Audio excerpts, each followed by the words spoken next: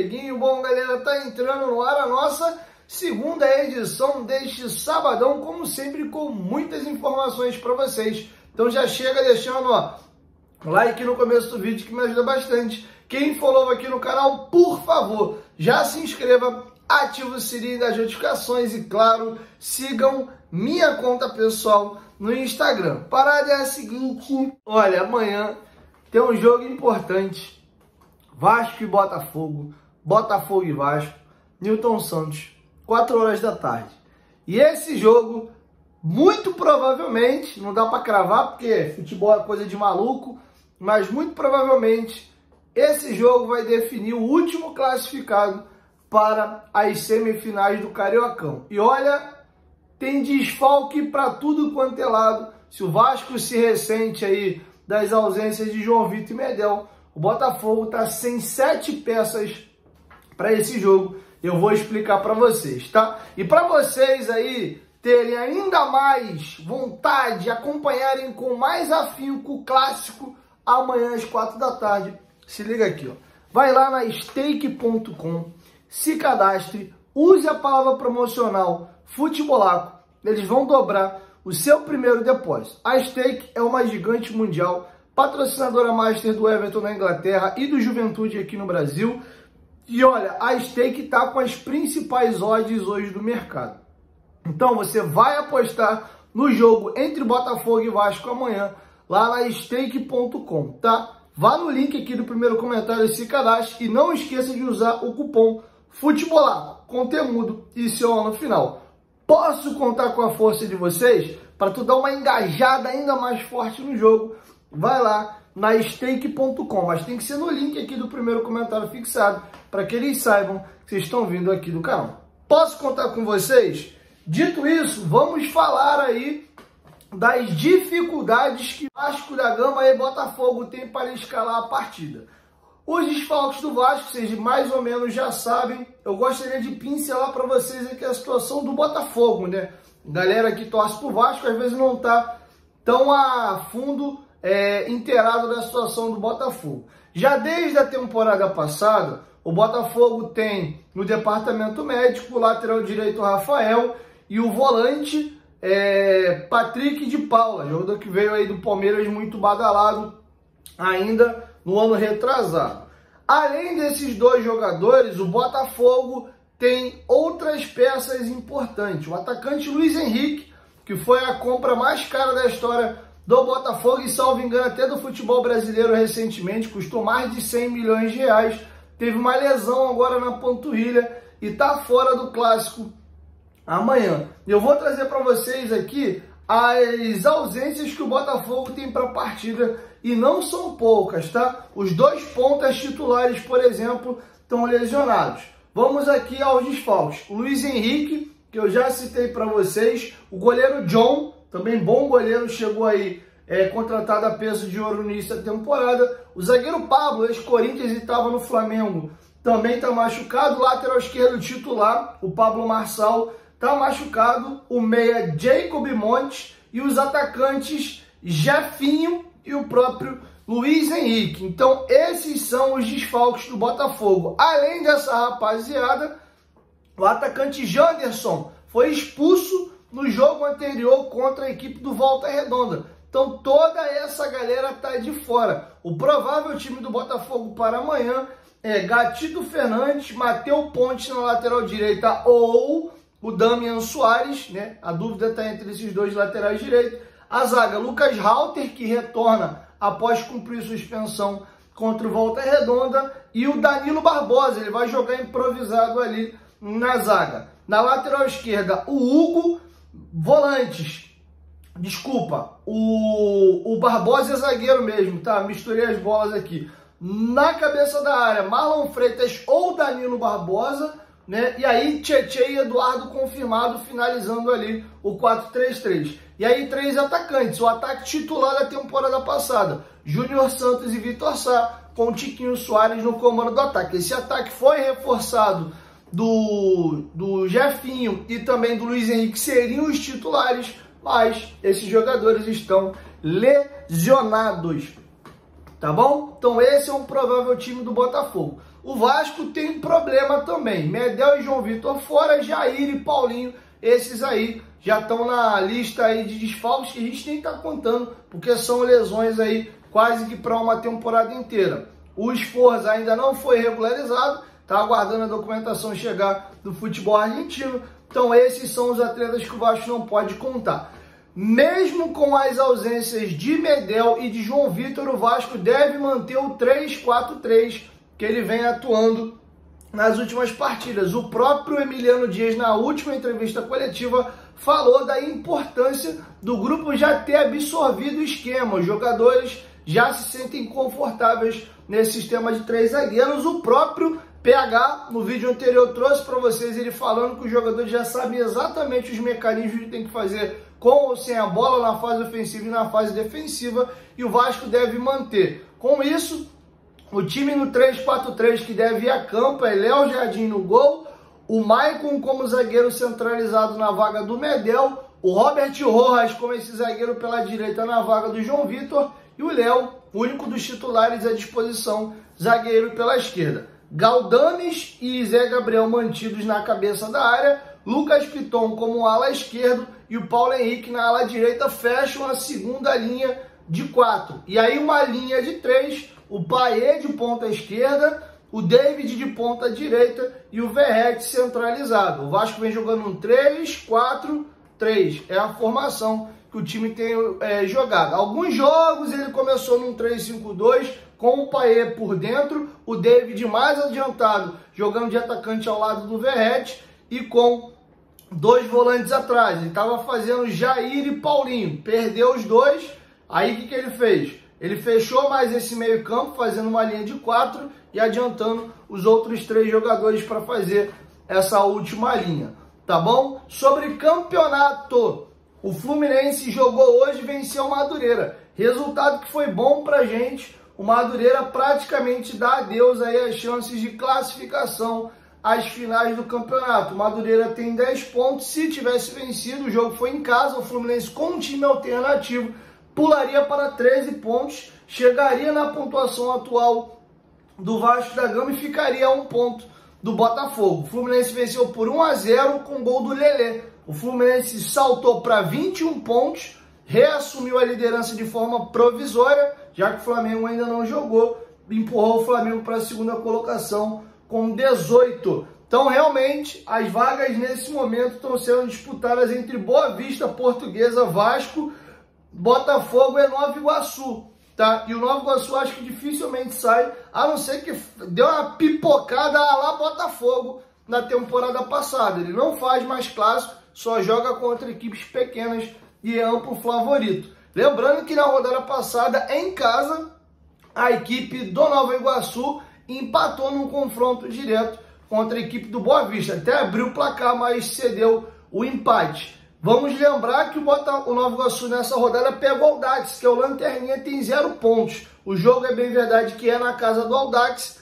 mas vamos ver se o Nova Iguaçu aí não pipoca. Seria ótimo aí uma vitória do Audax para poder empurrar o Nova Iguaçu um pouquinho mais para baixo. Eu gostaria de ver os 4 grandes do Rio classificados para as finais e não ficaria chateado também não, porque resido em Nova Iguaçu e seria legal ver o Laranjeira da Baixada nas semifinais, mas fica mais legal, né? Dá mais tempero e mais molho para as finais estaduais, os 4 grandes. Beleza? Teve muita reclamação sobre o gramado do Maracanã e o consórcio Maracanã emitiu uma nota falando da situação do gramado. Vamos aqui à nota do consórcio Maracanã. O consórcio Maracanã vem a público prestar alguns esclarecimentos sobre a situação do gramado. Primeiro ponto, o estádio recebeu somente no mês de dezembro do ano passado 4 eventos, sendo 2 mega shows, Paul McCartney e Ivete Sangalo, o que fez com que um grande palco ficasse montado por 2 semanas sobre o gramado. Item 2. O palco ficou montado por 15 dias, impedindo que o gramado recebesse luz solar e irrigação e o tratamento diário que passa o campo de jogo durante o ano, causando danos no lado do setor norte do campo. Terceiro item. Referidos shows foram compromissos assumidos pelo governo do estado, que tem essa prerrogativa pelo instrumento de permissão de uso. No dia 28 de dezembro, teve o início o processo de revitalização com a duração de cerca de 35 dias. A equipe de agrônomos do consórcio Maracanã realizou uma raspagem em todo o gramado e uma intervenção mais profunda, onde ficou montado o palco dos shows.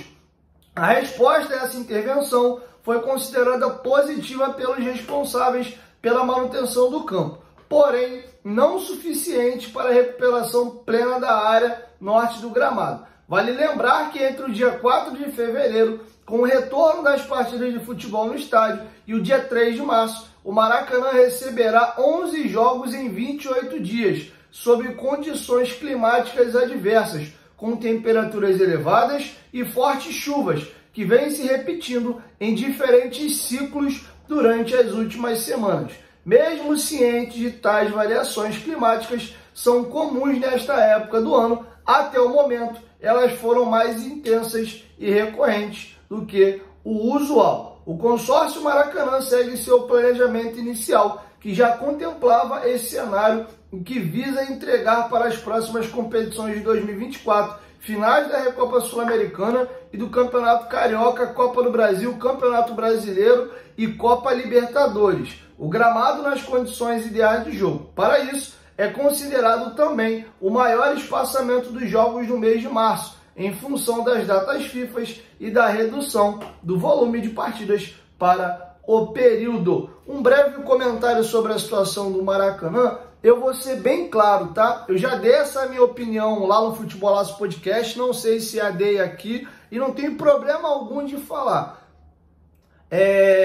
A gente tem um problema grave no Rio de Janeiro, que o início da origem desse problema é que o Flamengo e o Fluminense até tinham estádios pequenos dentro de suas sedes, estádio das Laranjeiras e também o estádio do Flamengo na Gávea. O tempo passou, né, ficou-se obsoleto, você não tem estrutura e nem tamanho para receber equipes do tamanho do Fluminense e do Flamengo dentro desses estádios. A base que acaba utilizando a Gávea e as Laranjeiras para poder mandar jogos treinos do Fluminense eventualmente pode acontecer lá, se bem que na verdade isso acontece mesmo dentro do CT Carlos Castilho do Fluminense, que é ao lado do CT do Profissional do Vasco, enquanto o Flamengo e o Fluminense não construírem um estádio, ou uma dessas equipes ou qualquer outra equipe virá a responsável única e exclusivamente do estádio, como é o Botafogo no Newton Santos,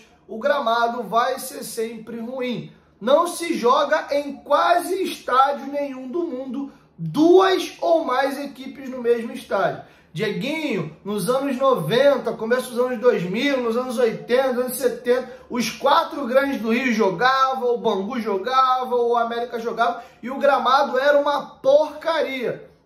Se você olhar jogos antigos aí, Roberto Dinamite, Zico, Rivelino, Garrincha, peguei um ídolo de cada clube aqui, cara, é piada o gramado, era ridículo, era muito ruim o gramado desses estádios. E a modernidade exige um gramado bonito, tapetinho e tal. Os gramados no Brasil vêm melhorando, você tem alguns estádios hoje que são referência de gramado, Arena do Corinthians, Morumbi, Beira Rio, os gramados dos times de Goiânia, tanto Atlético Goianiense como Goiás ali no estádio da Serrinha, também tem um tapete bonitinho. São Januário também melhorou, o gramado de São Januário era muito ruim, nos últimos anos deu uma melhora, não é um dos melhores do Brasil, mas já não é aquele rala-coco, aquele campo horrível. Eu vejo lances antigos dos times do Vasco de 97, 98, 2000, é piada.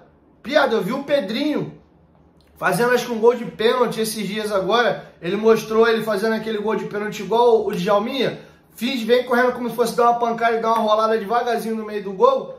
Mano, era ridículo o gramado de São Januário. E aí o que acontece? Por mais que se romantize, tem que todos jogar no estádio, pra mim, se o Flamengo constrói um estádio, o Fluminense constrói o estádio dele, você deixa o Maracanã como palco dos grandes jogos. Ah, o Vasco quer jogar uma final de Libertadores, uma semifinal de Libertadores, leva o jogo pro Maracanã. Os clássicos no Brasileirão, Vasco joga lá, Flamengo joga lá, Fluminense joga lá, e inclusive definitivamente viraria um campo neutro. Porque quando se joga Vasco e Fluminense, Vasco e Flamengo, é neutro até a página 2. Nós nos sentimos donos do Maracanã também, mas venhamos e convenhamos. Todos os jogos como mandante, o Flamengo e o Fluminense mandam lá. Nós mandamos os nossos jogos em São Januário. Então, vez ou outra, a gente joga no Maracanã. Então, quem está mais habituado ao gramado, quem tem melhor os pontos referenciais do campo, é o Flamengo e o Fluminense, que de fato utilizam o estádio como mandante. Então, meu sonho de consumo é que o Flamengo faça o estádio dele, o Fluminense faça o estádio dele, e o Maracanã fique ali para os grandes jogos, para as finais estaduais, para os clássicos. Aí sim, você tem um equipamento público que todos podem usar, que você vai diminuir absurdamente a quantidade de jogos. Enquanto Flamengo e Fluminense mandarem os jogos lá e o Vasco, vez ou outra, entrar na justiça para poder jogar, o gramado vai ficar ruim.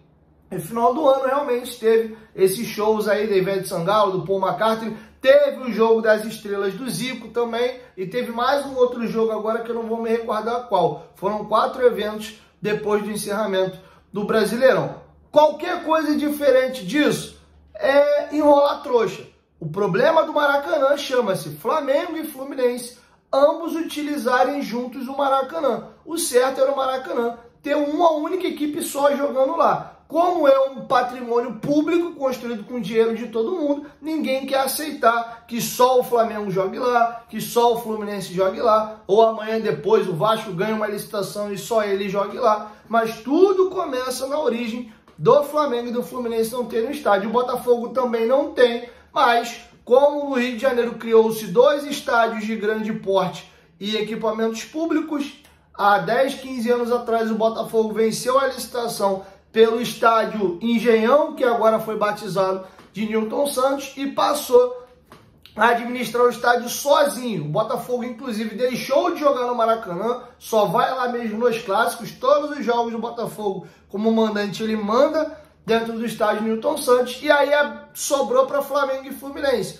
porque o Vasco é o único dos 4 grandes do Rio que tem um estádio próprio para chamar de seu. O Botafogo é uma concessão que de tempos em tempos tem que ser renovado, e hoje, de forma precária, Flamengo e Fluminense têm ali uma permissão para utilizar o estádio. E toda vez que o Vasco quer jogar, dá essa confusão. O que a gente falar diferente disso aqui é clubismo, cada um puxar para o seu lado. O grande problema do Maracanã chama-se Flamengo e Fluminense jogarem no estádio, o Vasco, vez ou outra, também querer jogar lá. O gramado não aguenta. Ou joga um só, ou todo mundo tem seu estádio próprio. E de vez em quando, cada um dos grandes manda seus jogos lá. Beleza? Então é isso. Assim a gente vai encerrando a nossa segunda e última edição. E amanhã eu volto com a nossa primeira edição. Beleza? 1, 2, 3, Futebolação junto família. E ó, Stake.com, parceiro do canal Futebolaço. Use o cupom promocional Futebolaco com temudo e no final,